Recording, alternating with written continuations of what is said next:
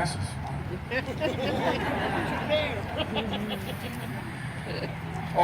it's a great privilege right now. I would like to invite to the mic Petty Officer John Tyler Acavetta.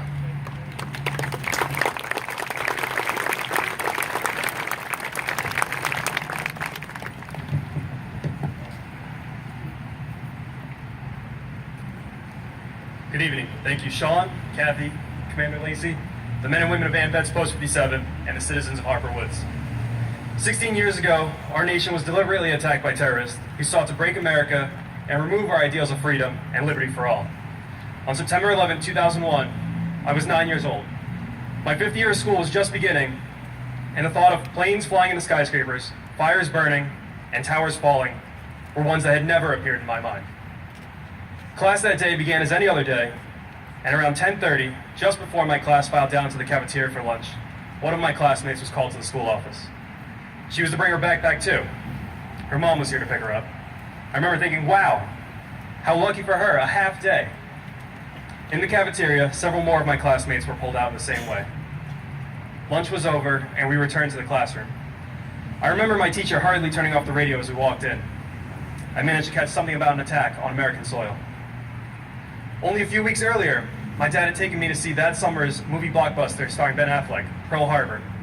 I assumed this radio report must have been a review of that movie. Just as I settled into my seat, another call for a student. This time, the call was for me, to meet my dad in the school office. On our drive home, my dad told me about what had happened. At 8:46 a.m., American Airlines Flight 11 had crashed into the North Tower. My mom was attending a meeting that morning in the South Tower. She called my dad to tell him she was okay and she was going back to her office across the street. She had just made it to her office and was looking out the window at the towers at 9:03 a.m. as United Airlines Flight 175 struck the South Tower. My dad told me that my mom had whispered, "Oh my God, oh my God, oh my God," and then the call dropped. He had tried to call her back numerous times and was unable to get through. My dad raced home and picked me up from school. He dropped me off at our apartment. His plan was to drive as far into Brooklyn as he could and walk across the Williamsburg Bridge into Manhattan. Once in Manhattan, he was going to gather with relief workers at Chelsea Piers and try to get in touch with my mom. I was going to stay home. Hours passed, and at some point, my mom arrived at the door to our apartment, covered in soot. And for the next week, my mom and I sat on the couch and watched names scroll across the television screen. Occasionally, my mom would recognize a name, and she would cry. A few blocks away, the wall outside our public library was plastered in pictures of people who still had not come home. In the months afterwards, my father and my uncle worked down at Ground Zero. As telephone line workers, they worked to restore communications in southern Manhattan.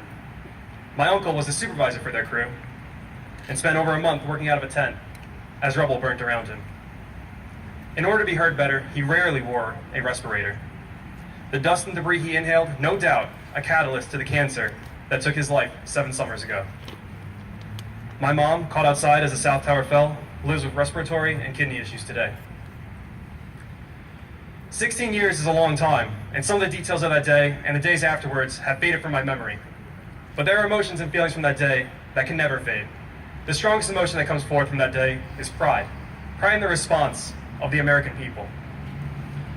I probably should have shared my speech with Sean before I came up here, because this might sound a little repetitive, but that night, 16 years ago, George W. Bush addressed this nation with a call to action. A great people has been moved to defend a great nation. Terrorist attacks can shake the foundation of our biggest buildings, but they cannot touch the foundation of America. They cannot dent the steel of American resolve. 16 years later, we continue to defend not only our country, but our ideals. Ideals of freedom, liberty, and diversity. A great and powerful America will never let itself be broken by a hateful ideology, violence, or terror. And so I ask you to take this day and remember, mourn those lost, comfort those surviving, and weep if you must. But tomorrow, take up your strength, your spirit, and your indomitable will as an American, and join together and preserve our freedoms and ways of life, and never submit to fear. Thank you.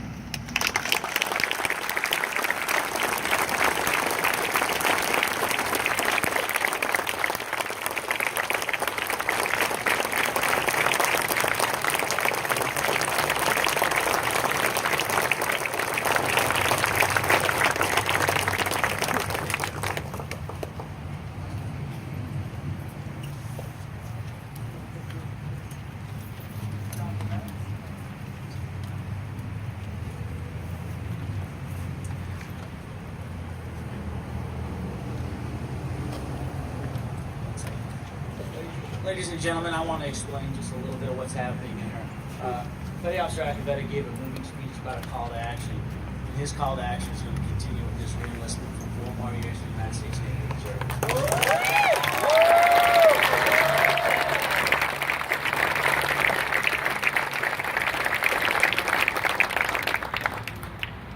Raise your right hand and repeat after me. I state your name. I, John Tyler Acavetta, Solemnly swear do solemnly swear that I will support and defend that I will support and defend the Constitution of the United States the Constitution of the United States against all enemies, foreign and domestic. against all enemies, foreign and domestic, That I will bear true faith and allegiance to the same, that I will bear true faith and allegiance to the same, and that I will obey the orders of the President of the United States and that I will obey the orders of the President of the United States and the orders of the officers appointed over me, and the orders of the officers appointed over me, according to regulations according to regulations and the Uniform Code of Military Justice. and the Uniform Code of Military Justice. So help me God. So help me God.